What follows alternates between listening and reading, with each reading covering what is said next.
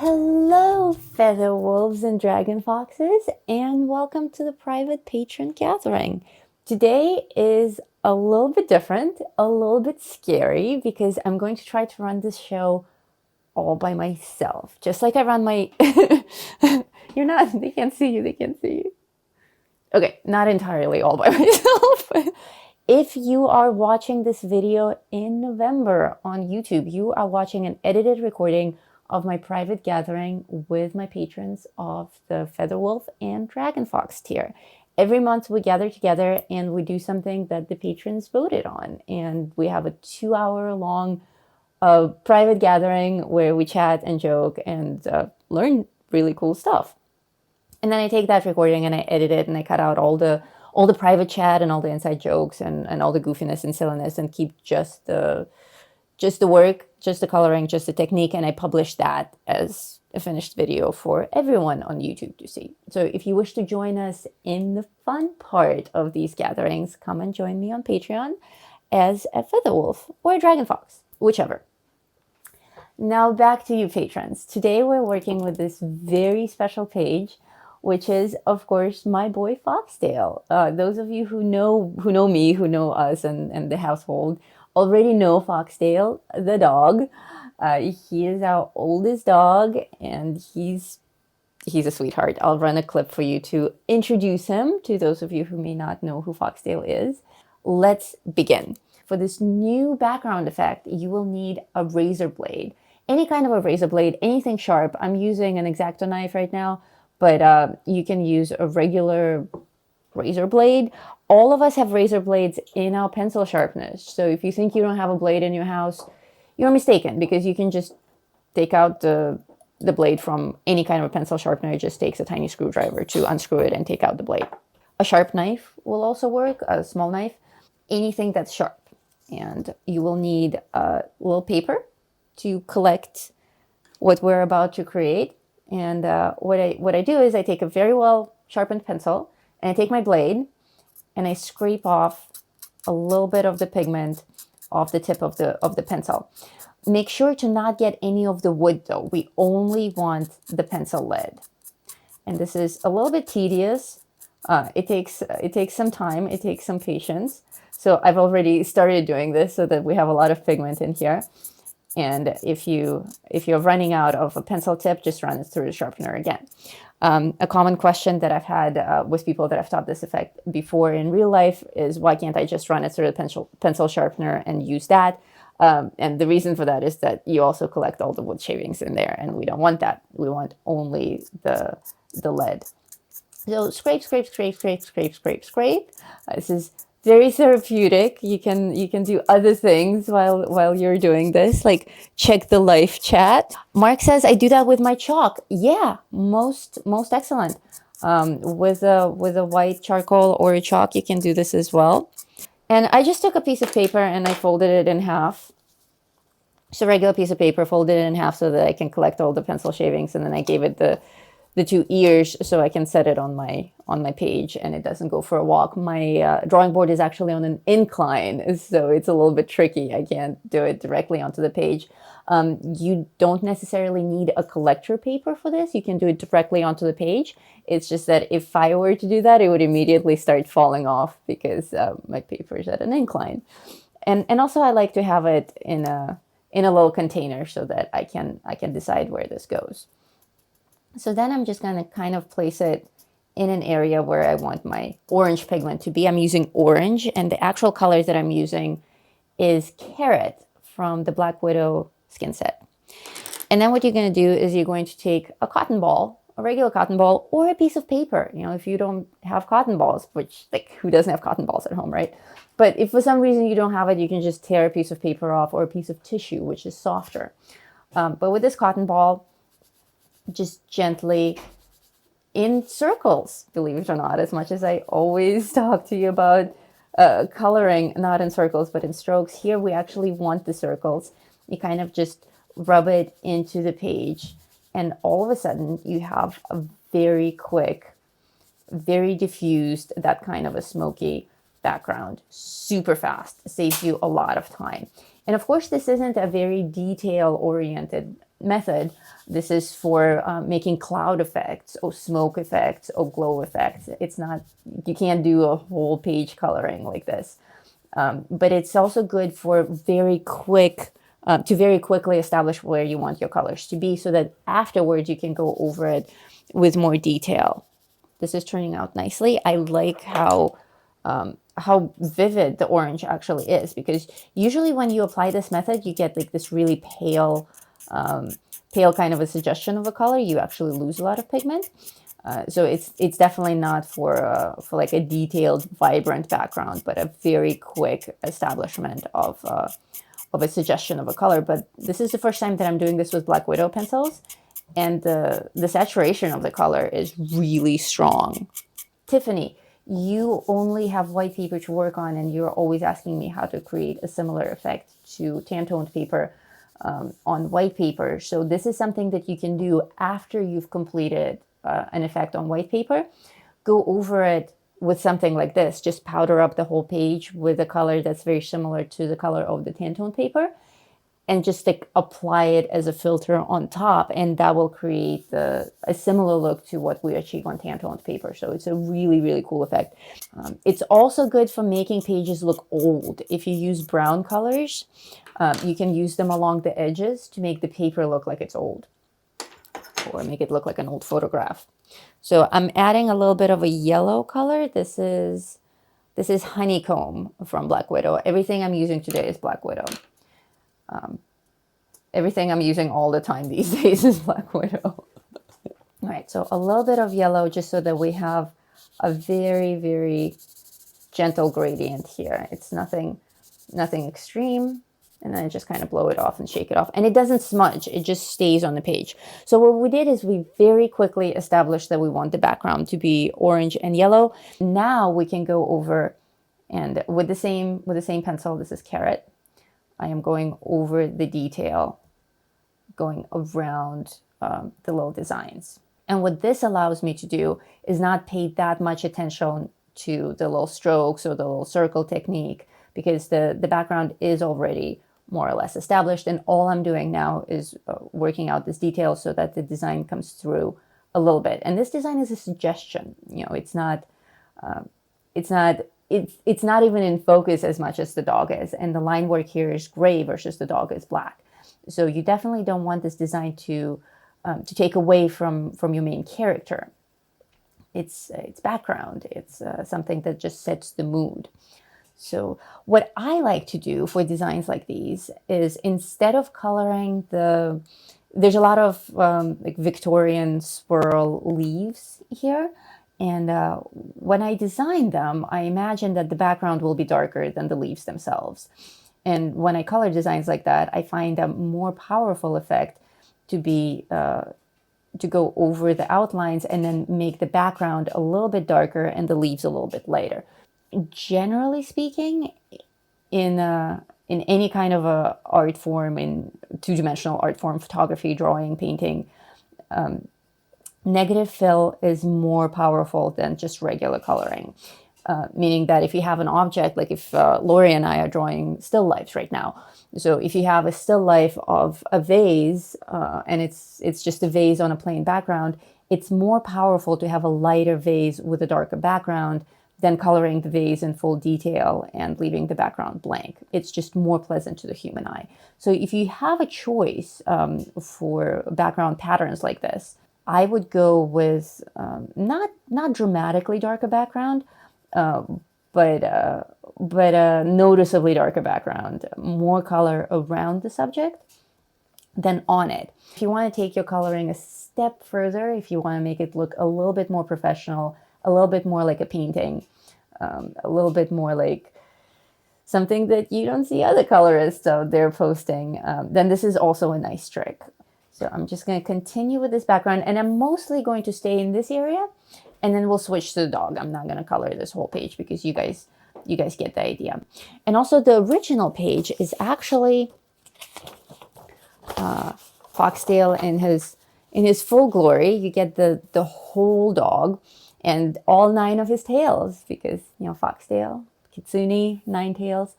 So the original page is this. And I designed it to be a larger piece, like a poster size page. But of course, most of us can't print on poster size. So if you print it on standard printer paper, this is what you're going to get. So a lot of this detail you won't be able to get with pencils. I mean, you can, but it's very, very tiny and a very fine piece, almost like a jewelry piece or something. So here, especially the cotton ball trick will be very useful to you guys to cover this area more quickly and to just get this cloud of orange dust behind him. Oh, and while I'm doing this, let me introduce you to Mr. Foxtail the dog. Let's see.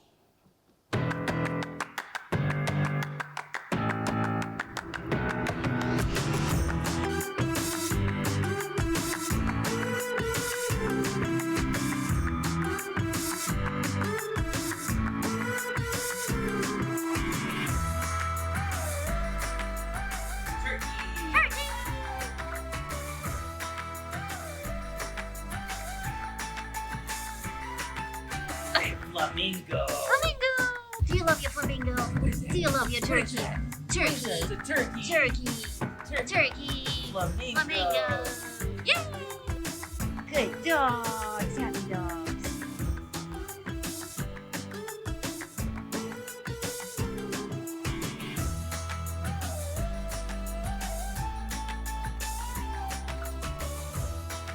Good boy. Good boy.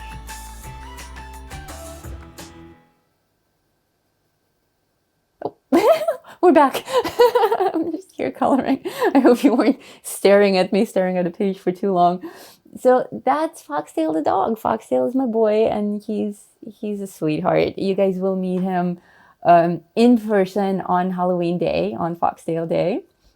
Okay, so I did my outlines in orange, and I did this background kind of shading on and around the leaves. And then I still have my cotton ball nearby, so I can just go over the whole thing and kind of smudge it again some more. And now we have this kind of an older paper look to it. Certainly if you're doing this more in sepia tones, you can add more browns, and that will be a very cool effect. Actually, I'm going to switch to my white charcoal to give a little bit of a glow outline to my dog.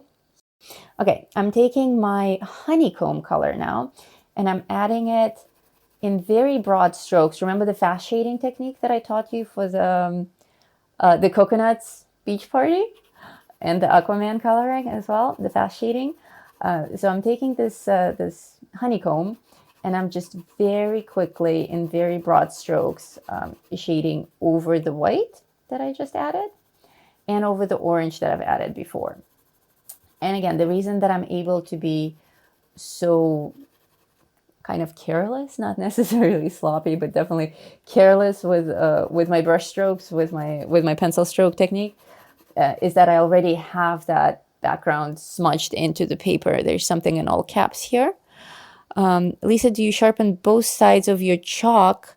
And why do you do that? Do I sharpen both sides of my chalk? This one. Usually I only sharpen one side. This is actually two tiny chalks that I've taped together with masking tape so that I have more surface area to hold on to. And notice that I'm coloring over the white. I don't want pure white around the dog. I want it to be yellow, but I want it to be a yellow that's lighter than the color of my paper, which is why I primed it with my white charcoal. So with this brighter yellow, this lemonade, I'm going over the individual leaves so that they stand out against the orange outlines that I've done. So I like details where they matter. For the backgrounds, if I can establish them as quickly as I can, I'm happy. I just want to wave a magic wand and have the background done. Pum. And certainly that's exactly what we do in digital coloring. It's like you don't spend any time on the background. You just kind of place it there, and then you can move on to hand painting the characters. Yellow added over orange makes the orange a little bit brighter. It makes it a little bit vibrant. Those of you who have been following my coloring for a while, my drawing for a while, you know that I'm all about layering. It's with colored pencils, it's all about layers. Like, we have these incredible pencils, all sorts of brands, all sorts of pigments, and they are very vivid. Like the Black Widow pencils are certainly very vivid, very highly saturated. This burnt orange is amazing. The carrot orange is amazing.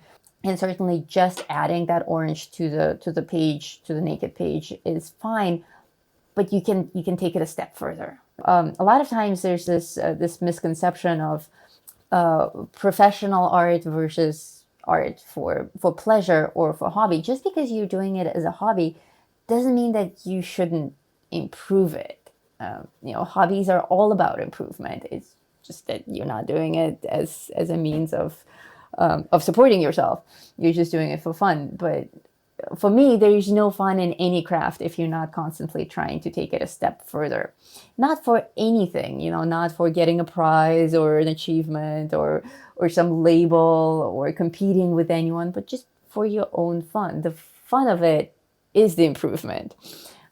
So this is exactly what we do in these gatherings. I try to always show you something that you guys may not have known yet, a new trick, a special trick that you can apply to your work. I've been watching, some of you guys have been posting my how to make characters creepy effect to other artists' coloring pages. Oh my God, it's so satisfying. There's been some amazing stuff. The deathly look around the eyes, the white eyes, the thin black lips, people applying it. Somebody posted a picture of a little like cherub or an angel with that look applied to it. So good, so good. And that's the stuff that makes me the happiest, is seeing you guys not just copy what I do, but take the effects that I'm teaching you, the techniques that I'm teaching you, and applying it to other stuff, other artists' coloring pages, your own drawing. Like that's the magic. That's exactly why we're here. That's exactly why we have these gatherings. Let's make this even more vibrant. Watermelon. Watermelon is like a really bright pink, almost red in the Black Widow set. Kind of like a fuchsia, I think. So I'm going to outline my little leaves here just a little bit and trail off the gradient into the background. And again, this color only makes sense here because I've already established all that orange and yellow. It's not here to be pink. It's not here to be red. It's here to enhance the orange. So I'm adding it lightly, and I'm not adding it everywhere. I don't want this to look like a flat wallpaper. I want it to look more interesting. So a little bit here, maybe a little bit over here, like add some variation so that it's your own. It's not just a template. And certainly this will work in any kind of a color palette. It's just that several of you requested an orange background, which is why we're working with orange. But this background will look great in any other color. You can make the background really dark. You can make all of this in deep purples and blues and grays and black even.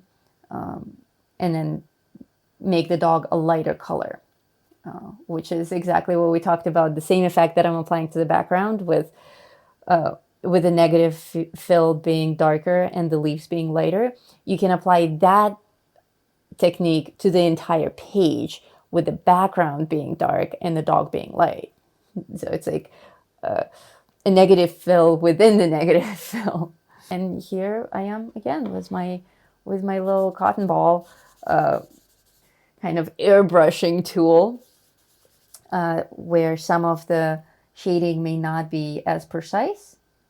If you're working fast or if you don't have a very steady hand, like you can shade a little bit sloppy so that you can actually see the lines, and then you can come back with this cotton ball and just kind of clean it up. It saves you time, and it creates an effect that doesn't look like we did this with pencils. It looks more like something digital or watercolory.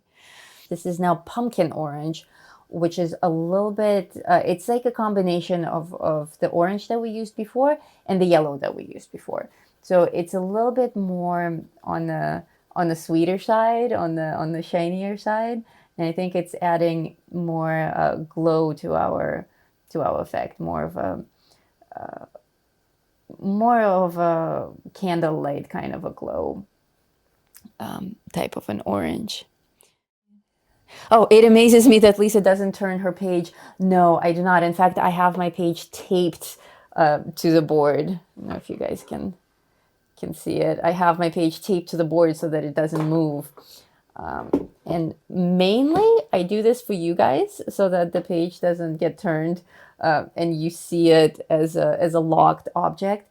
But when I draw by myself, I've started to also tape my page. I don't turn it anymore. I used to turn my page all the time, especially when I'm drawing out somewhere. Like if I'm on a train and I'm drawing in a notebook, or if I'm sitting on a couch and I'm drawing, then I'll turn my page around. But it's a good habit to not turn your page. Actually, you should learn to turn yourself around the image. It's a good habit for many reasons. One of the reasons is that you don't get locked in. If you're locked in a position and you're turning the page around, you're cramping your muscles a lot. Being able to be more fluid around the image and moving yourself rather than the page allows you to exercise a whole bunch of muscles in your arm, in your wrist, and in your hand that you otherwise wouldn't do. So it actually helps with cramps. If you guys get hand cramps a lot, I would recommend that you stick your page to a fixed position and learn to move yourself around it. For me, it's a little bit tricky because I also have to stay in this position on camera so that you guys see me, so I don't like actually move off screen to color. But when I'm not recording my face talking to you, I literally walk around my station. Like I draw standing up and I move around the station to adjust different parts of the page. Having been a tattoo artist for 10 years is actually how I developed the habit of not moving my page. Because when you're tattooing a living person and your canvas is a living, breathing thing that's trying to relax in a tattoo chair or a massage chair, you don't get to move them. You move yourself around them. You position your client comfortably. Like if you're tattooing an arm, you set them down and you have their arm resting. You don't tell them to turn their arm for you. You turn around them and you distract them with stories and music and whatever. So I kind of treat my paper the way that I treat human skin. I just let it sit here and relax while I work around it. This is the client and I'm working on it. So now I'm going to add a little bit of purple. This is called burgundy, but it looks, let's see, I always have a scratch paper nearby so that I can see what a color looks like before I apply it to the page. I have these all over the place. It's called burgundy. I always imagined that burgundy would be more like, well, burgundy, like red wine, but this is quite purple. This isn't really red at all. So purple is exactly what I'm going for. This is what I'm looking for. For me, purple and orange is one of the most satisfying color combinations. And especially with all the yellow that we have going on right now, purple and blue are directly opposite from yellow and orange on the color wheel, which makes them complementary colors. And when we use complementary colors on our art piece, it makes each of them look that much more vibrant. That's why we do it. It's not just some crazy artist rule that we came up with. You have to use complementary colors. We use it for a reason. The reason is they bring out the best in each other. That's why they're complements. They literally trick the mind into seeing each of them as more vibrant. So if I can add a little bit of purple to my orange, you can't really, like, the brain is suddenly confused. Like, you don't know, is this a brighter orange or is this a purple? Like, what's going on here? And that's the kind of a mind trick that I really like. I don't want it to be obvious what color it is. I just want it to convey a mood. The trick with shading, another thing that I see colorists often do is, for instance, I don't know, you have a shape, right?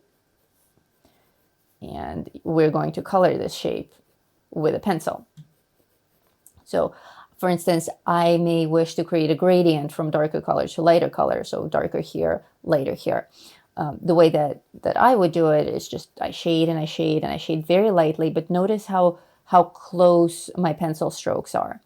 I'm doing it very quickly and I'm doing it very lightly. I am barely touching the page. But then if I want it to be darker here, I just go over it. And I go over it, and I go over it, and I go over less of it, and less of it. And you see how many times I go over the same area, and I'm going to smooth it out over here by applying less and less pressure, but I'm still covering every single pixel on this paper. And I'm just adding more layers over here. I'm not adding more pressure. I'm just adding more and more layers of the same color. And that is how you create a gradient. What a lot of people do is they start at a dark part and they just like grind the pencil in, which I can come up, like I can keep adding, I can keep adding my layers here to achieve that same level of saturation. Like the pressure doesn't create the saturation. It's the amount of times that you go over it that does it. So if I want it to be brighter, I just keep going over it and over it. And certainly it takes a little bit more time, but the difference is quite striking. This is smooth, this is pleasant. And then if I want it to be even smoother, I'll take something like my Q-tip blender and blend it even further. And now it's almost like a digital kind of a blend. It's super smooth. But adding this pressure here, it doesn't accomplish anything other than hurt the page and cramp up your hand. It's faster, but it's not as clean. So more layers, very gentle layers, same amount of pressure. And then what I see people do is when they get to the part where it's lighter, they add less strokes. And that's fine for that kind of, there's a certain style of shading that uses that.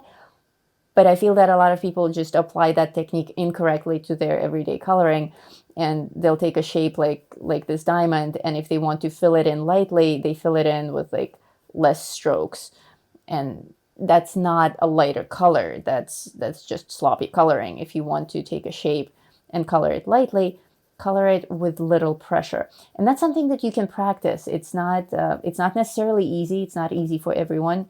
The way that you can make it easier for yourself is you can hold the pencil further back and almost horizontal to the page. If you hold your pencil really far back and the angle between the paper and the pencil is so tiny, this is like 5 degrees or 10 degrees, like I'm practically horizontal, then it's impossible to apply any pressure to the page. We apply the pressure when we're holding the pencil almost vertical. So this is the first thing that you can do, is hold it further back. And the second thing you can do is practice. Draw little shapes for yourselves, and practice with the low pressure. Because a lot of this does come from just repeating the same exercise over and over again. And I certainly have a lot of my technique down just because I've been doing it my entire life. And a lot of you are just starting this hobby, this art form. So it's absolutely okay to not have the technique down yet, but at least understanding where it's coming from and why certain effects occur is important, because then you can practice it, and then magically one day it will just start working. So now let's do some work on the dog. He's a black dog, but I think we can make him purple. I think purple would be a very suitable color for him.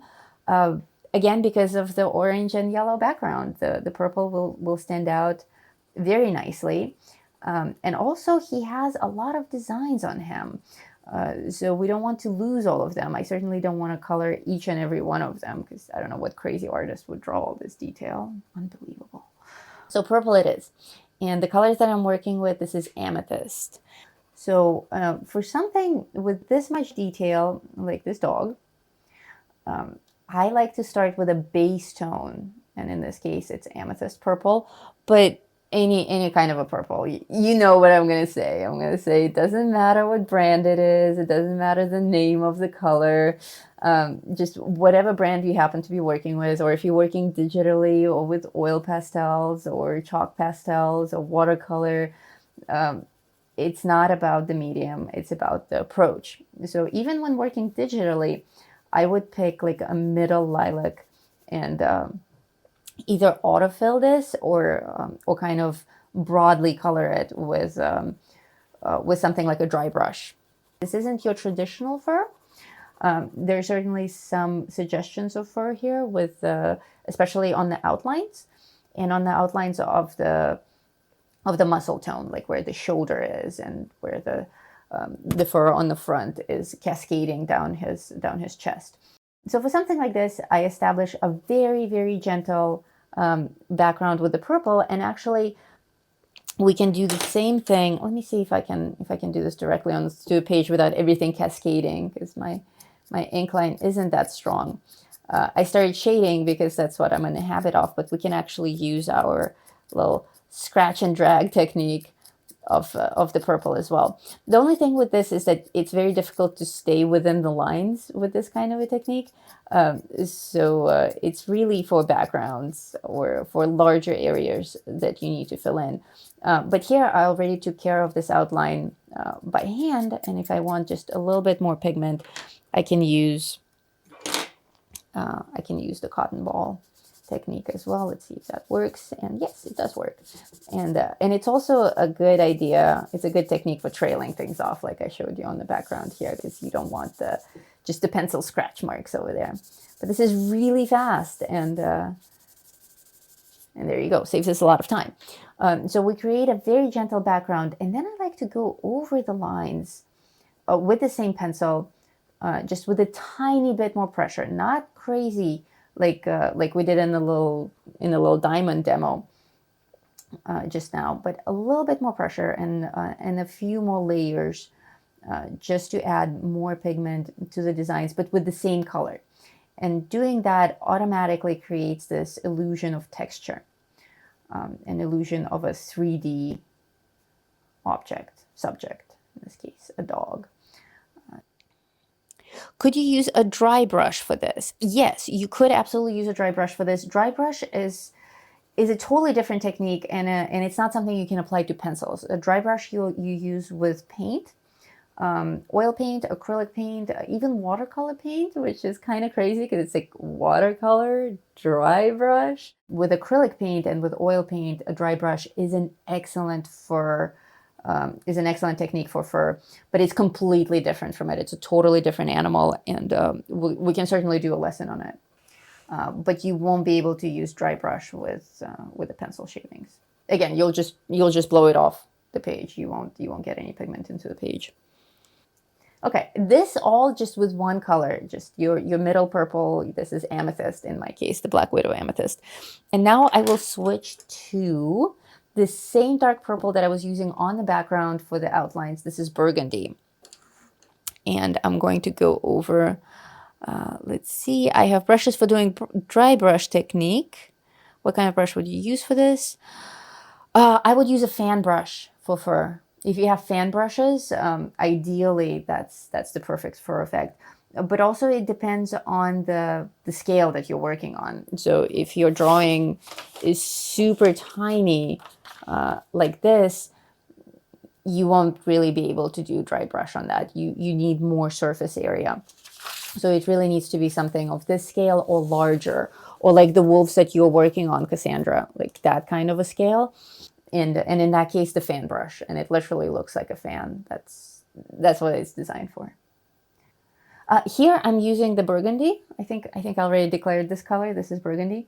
And I'm going over the darkest parts of my design. And I'm going over some of the details with this burgundy. And again, this is something that you decide on your own. For me, I want the muzzle to be lighter, and I want this part of his neck to be lighter. And everything on the back and under his ears, around his shoulders, I want that to be darker. And mainly I'm choosing to do it this way so that I have a nice contrast between this light background and him. So generally, for things to stand out better, you want that contrast. And what contrast is a stark difference between any things. It can be, black and white is the ultimate contrast, but also, pale pink and bright green creates a nice contrast as well. Anything that stands out against each other is contrast. Contrast can be achieved with color, or it can be achieved with light and dark scales. So in this case, we're going for both brightness and color for contrast. And contrast makes things more interesting. So here the background is very light, not just because it's a light color, but because there's very little of it applied. It's practically white. So because it's light behind him, the only logical thing to do is to make his fur that's right up against the background look dark. And at that point, it doesn't matter what color you choose, as long as it's darker than the background. Ooh, and I have another purple here. This looks pretty. This is amethyst. Okay, and I have tulip. Tulip is the lighter one that I like. Okay, yeah, tulip is a slightly lighter lilac that we can use as a blender. That's pretty cool. But instead, we'll use my favorite blending tool, the 20% French Gray from Prismacolor. I use it all the time as my post-coloring blender. And what you can see here, let me zoom in on his face again. So here on the muzzle, you can see that as I'm applying the 20% French Gray, it also creates a smoother surface. And I'm going over the shading that I've already done with purple. I can barely see it on the paper itself because it's very similar to the color of the paper. But as I'm applying it to the purple that I've established, all of a sudden it's actually changing not just the color, but the texture of it. And it becomes very, very smooth without flattening the page. So you can see the difference that this is making, this little blender.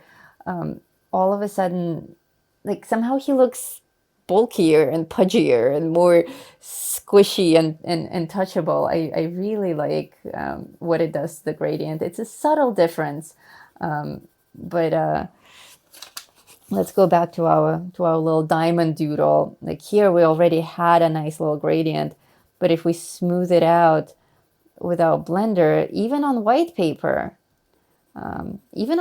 Tiffany, you can do all of this on white paper.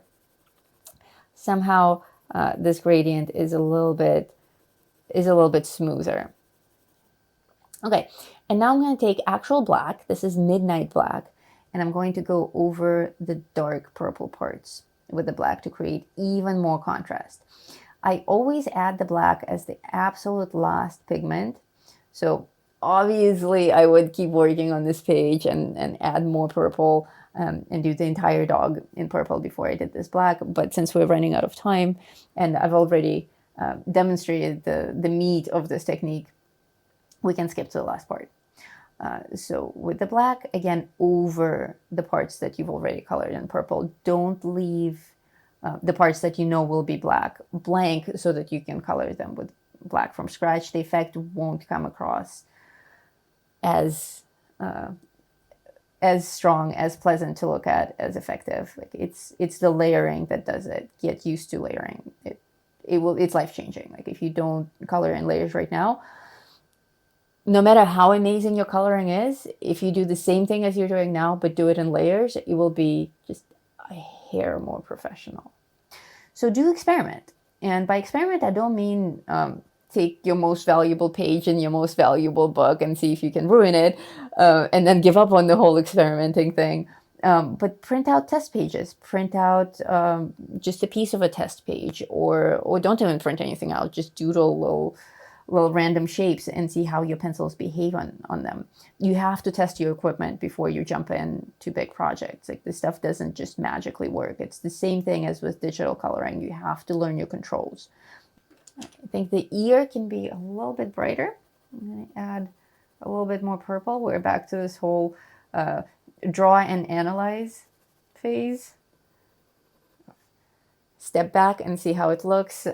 In my case, I actually have a preview screen in front of me over there, so it's like 4 feet away from me. So that's certainly far enough for me to see how it appears to you guys on the screen. It's very helpful. So there you have it. That's my technique for dealing with backgrounds very quickly. Establish, to recap what we did, establish your main color very quickly with the pencil shading and the cotton ball. And that gives you enough of a base so that you can start applying your details. And when it comes to details, I prefer negative fill which we applied to the background. So we applied the negative fill by making it darker around the petals, around the leaves, and all these little Victorian swirls, and then having the swirls themselves lighter, which is generally a stronger effect for any kind of a pattern work. But then we have the same conflict when it comes to background versus character. You have two options. You can have a darker character or lighter background, or the other way around. In this case, we're doing a darker character because it's Black Dog Halloween, so we want to bring attention to him being a dark furred animal. But either way is fine. You could have a ghost dog that's light and transparent. He could be white even, or a white wolf on a really dark background. That could be interesting. Or we talked about a glowing green background and a purple dog. There's so many options here. So do try this. Try the background effect. Try the pencil shaving effect. And try the fur that's now not entirely realistic, but the fur with little swirly designs and stuff, which we approached by applying a light wash of a middle purple color, and then using the same color to go over all the little details. I think we can wrap this up. You guys certainly know where I am. I'll be online in a few minutes. If you have any more questions for me, I'm always around. Thank you so much, everyone, for being here. It's how did I do? Did I do okay running the show on my own? I hope I did. It was a little scary, but I'm getting used to keeping my eye on the chat. Again, thank you everyone for showing up. It's been a very, very busy gathering for everyone. I'm gonna go and post this picture for you in the private community Tom. If you're one of the magical people watching this in the future, don't forget to give this video the thumbs up, subscribe to my channel, and come join us on Patreon so that you can do all this in real time with us next time we gather. Bye!